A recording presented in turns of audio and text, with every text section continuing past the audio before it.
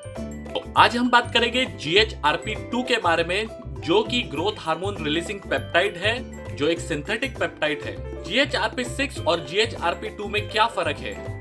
GHRP2 ये ज्यादा stronger है GHRP6 से, और ये कम ग्रेलिन को स्टिमुलेट करता है, उत्तेजित करता है एज कम्पेयर टू GHRP6 के। तो GHRP2 वो लोग यूज करते हैं जिन्हें सिर्फ ग्रोथ हार्मोन रिलीज चाहिए बिना एक्सेसिव एपिटाइट के। तो GHRP2 भी पिट्यूटरी ग्लैंड को उत्तेजित करता है ग्रोथ हार्मोन रिलीज के लिए। GHRP2 ये भी ग्रेलिन के रिसेप्टर को एक्टिवेट करता है, पर ये एपिटाइट को कम बढ़ाता है एज कम्पेयर टू GHRP6।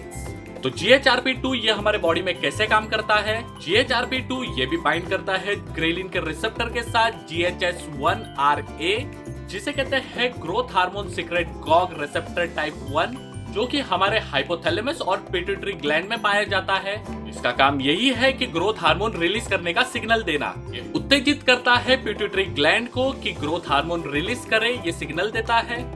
तो इससे ग्रोथ हार्मोन स्पाइक बहुत तगड़ा मिलता है, पर ग्रोथ हार्मोन रिलीज धीरे धीरे रुक रुक के होता है। तो GHRP6 से ज्यादा स्ट्रॉन्गर इसका स्पाइक मिलता है, और बहुत फास्ट और बहुत क्लीन स्पाइक मिलता है। तो ग्रोथ हार्मोन जाता है लीवर के पास, और लीवर ग्रोथ हार्मोन को कन्वर्ट करता है IGF-1 में, और फिर IGF-1 हमारे मसल को रिपेयर करता है, टिश्यू में ग्रोथ देता है और फैट मेटाबॉलिज्म करता है। तो दूसरे हार्मोन पे जो इसके इफेक्ट देखे तो GHRP2 भी कोर्टिसोल और प्रोलैक्टिन बढ़ाता है। तो GHRP2 इंजेक्ट करने के बाद आपको कम भूख लगेगी एज कम्पेयर टू GHRP6। आपको थोड़ा सा सिर दर्द फील होगा, आपके बॉडी में गर्माहट फील होगी, आपको रिलैक्स फील होगा, या फिर आपको स्लीपी फील हो सकता है। तो कुछ टाइम, कुछ हफ्तों के बाद आपको अच्छी गहरी नींद आने लगेगी, आपकी रिकवरी जल्दी अच्छी होने लगेगी, और आपके मसल में फुलनेस दिखने लगेगी। थोड़ा सा फैट लॉस भी दिखेगा जो आपकी डाइट क्लीन हो तो। जो इसके फायदे देखे तो ये ग्रोथ हार्मोन एकदम स्ट्रॉन्ग धीरे धीरे रिलीज करता है, आपको नींद अच्छी आने लगती है, आपकी रिकवरी बहुत जल्दी होने लगेगी, आपका फैट मेटाबॉलिज्म बूस्ट होगा। तो इसके बारे में भी आपने बहुत बड़ी बड़ी बातें सुनी होगी, जैसे कि GHRP6 के बारे में सुनी है, जैसे बहुत मसल गेन हो जाता है, फैट लॉस हो जाता है।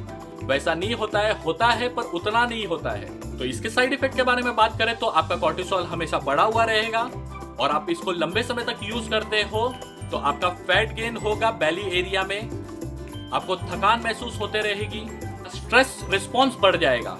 तो इससे प्रोलैक्टिन बढ़ता है, और जो प्रोलैक्टिन बढ़ेगा तो आपको लो लिबिडो फील होगा, लो सेक्स ड्राइव फील होगा, आपके मूड स्विंग्स होते रहेंगे, और आपके बॉडी में वाटर रिटेंशन होगा, पानी जमा होगा। वाटर रिटेंशन से मतलब है कि पफी लुक दिखेगा, और टेम्पररीली आपका वेट बढ़ा हुआ दिखेगा। तो बार बार GH स्पाइक होने की वजह से आपकी इंसुलिन सेंसिटिविटी एक टाइम के बाद कम हो जाएगी। GH पल्सेटिलिटी मतलब धीरे धीरे रिलीज करना, हमारी बॉडी नेचुरली GH रिलीज कर दिए हाई इंटेंसिटी वर्कआउट के बाद और गहरी नींद में। और GHRP2 इसकी गति को बढ़ाता है। GHRP2 ये नेचुरल सिस्टम को रिप्लेस नहीं करता है, उसमें कोई छेड़छाड़ नहीं करता है, पर GH जो धीरे धीरे रिलीज हो रहा है उसके स्पीड को बढ़ाता है। तो GHRP2 भी अच्छा काम करता है GHRH के साथ, जैसे कि CJC1295। क्यों ऐसे? क्योंकि एक सिग्नल देता है रिलीज करने के लिए और एक सिग्नल देता है उसको बढ़ाने के लिए। तो बहुत से लोग यहाँ पे मिस्टेक करते हैं, वो है टाइमिंग। टाइमिंग मैटर करता है, ज्यादा डोज मैटर नहीं करता है। तो इसका लेने का बेस्ट टाइम क्या है? इसका लेने का बेस्ट टाइम है एम्प्टी स्टमक, सोने से पहले, या तो फिर पोस्ट वर्कआउट। फूड स्पेशली जैसे कि कार्ब्स और फैट्स, ये हमारे GH रिलीज को खराब कर देता है। GH स्पाइक मतलब लगातार ग्रोथ हो रही है, वैसा नहीं है। GH स्पाइक सिर्फ आधे से 1 घंटे तक ही रहता है। और मेन चीज मतलब मसल बिल्डिंग के लिए चाहिए न्यूट्रिशन और ट्रेनिंग।